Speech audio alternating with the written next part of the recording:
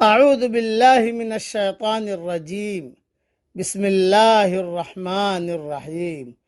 سورہ آل عمران کی ایک آیت پڑھ رہا ہوں، آیت نمبر 19۔ ان الدین عند اللہ الاسلام، دین اللہ کے نزدیک صرف اسلام ہے۔ وَمَا اخْتَلَفَ الَّذِينَ أُوتُوا الْكِتَابَ إِلَّا مِن بَعْدِ مَا جَاءَهُمُ الْعِلْمُ بَغْيًا بَيْنَهُمْ، اور اہل کتاب نے اس میں جو اختلاف کیا وہ آپس کی ضد کی وجہ سے کیا، بعد اس کے کہ ان کو صحیح علم پہنچ چکا تھا۔ وَمَن يَكْفُرْ بِآيَاتِ اللَّهِ فَإِنَّ اللَّهَ سَرِيعُ الْحِسَابِ، اور جو اللہ کی آیتوں کا انکار کرے تو اللہ یقیناً جلد حساب لینے والا ہے۔ تشریح سن لیجئے۔ اسلام وہی دین ہے جس کی دعوت و تعلیم ہر پیغمبر اپنے اپنے دور میں دیتے رہے ہیں، اور اب اس کی کامل ترین شکل وہ ہے جسے حضرت محمد صلی اللہ علیہ وسلم نے دنیا کے سامنے پیش کیا، جس میں توحید، رسالت اور آخرت پر اس طرح یقین ایمان رکھنا ہے جس طرح حضرت محمد صلی اللہ علیہ وسلم نے بتلایا ہے۔ اب محض یہ عقیدہ رکھ لینا کہ اللہ ایک ہے یا کچھ اچھا عمل کر لینا، یہ اسلام نہیں، نہ اس سے نجات آخرت ہی ملے گی۔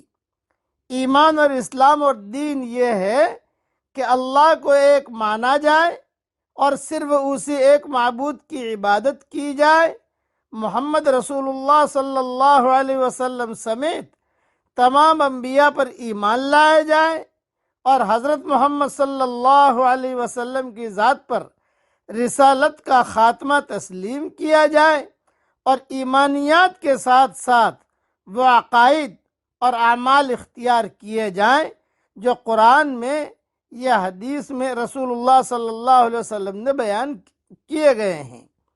اب اس دین اسلام کے سوا کوئی اور دین عند اللہ قبول نہیں ہوگا۔ اللہ تعالیٰ فرماتے ہیں دوسری جگہ، وَمَن يَبْتَغِ غَيْرَ الْإِسْلَامِ دِينًا فَلَن يُقْبَلَ مِنْهُ وَهُوَ فِي الْآخِرَةِ مِنَ الْخَاسِرِينَ۔ اسلام کے علاوہ کوئی آدمی اگر چلنا چاہے گا، دوسرے دین پر چلنا چاہے گا تو قبول نہیں کیا جائے گا، آخرت کے اندر وہ خاسرین میں سے ہوگا۔ حضرت محمد صلی اللہ علیہ وسلم کی رسالت پوری انسانیت کے لیے ہے۔ قُلْ يَا أَيُّهَا النَّاسُ إِنِّي رَسُولُ اللَّهِ إِلَيْكُمْ جَمِيعًا۔ سورہ اعراف کی آیت ہے، آیت نمبر 158۔ کہہ دیجئے کہ لوگوں میں تم سب کی طرف اللہ کا رسول ہوں۔ تیسری جگہ فرماتے ہیں، تبارک الذی نزل الفرقان علی عبدہ لیکون للعالمین نذیرا۔ سورہ فرقان کی آیت ہے، آیت نمبر 1۔ برکتوں والی ہے وہ ذات جس نے اپنے بندے پر فرقان نازل کیا تاکہ وہ جہانوں کا ڈرانے والا ہو۔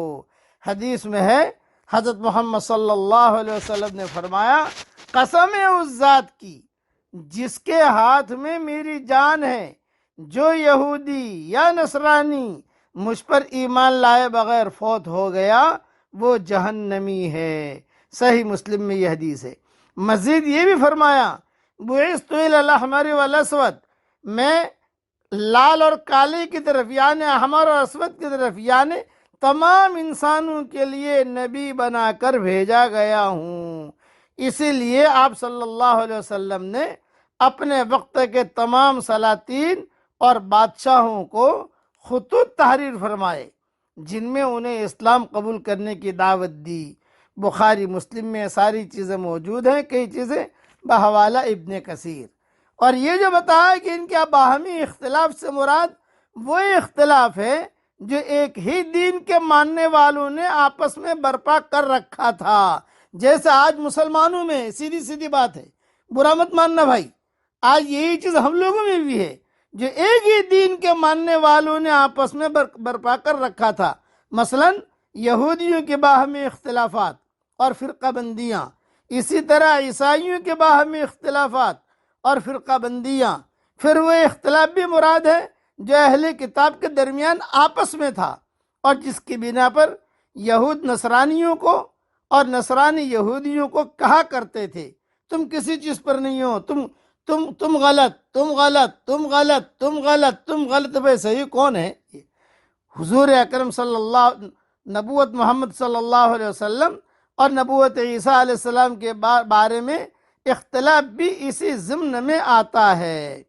علاوہ ازیں، اگلی بات میری بہت دھیان سے سنیے گا، علاوہ ازیں یہ سارے اختلافات دلائل کی بنیاد پر نہیں تھے، محض حسد اور بغض اور عناد اور دشمنی کی وجہ سے تھے، یعنی وہ لوگ حق کو جاننے اور پہچاننے کے باوجود محض اپنی خیالی دنیاوی مفاد کے چکر میں غلط بات پر جمے رہتے اور اس کو دین باور کراتے تھے تاکہ ان کی ناک بھی اونچی رہے اور ان کا عوامی حلقہ ارادت بھی قائم رہے، مریدین بھی ہاتھ میں رہیں۔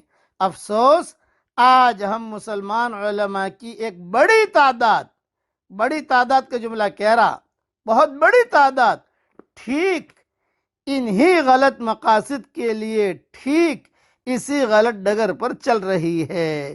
اللہ تعالی ہم سب کی صحیح رہنمائی فرمائے، آمین۔ وآخر دعوانا ان الحمد للہ رب العالمین۔